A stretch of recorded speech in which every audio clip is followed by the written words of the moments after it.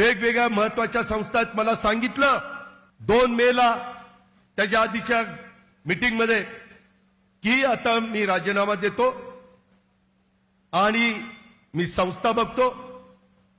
त्या संदर्भामध्ये राजीनामा दिल्यानंतर मी एक कमिटी करतो।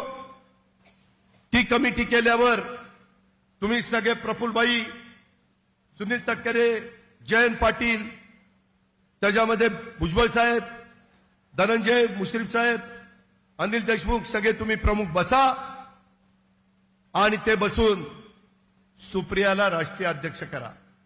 आम्ही तयार झालो, तेही आम्हाला मान्य होतं। मित्रांनो, पुन्हा 2 दिवसात काय घडलं कुणास ठाऊक। त्याच्यातनं सांगितलं की आता मी मागे घेतो राजीनामा मागे घ्यायचा होता तर दिला कशाला तेही मला कळलं नाही।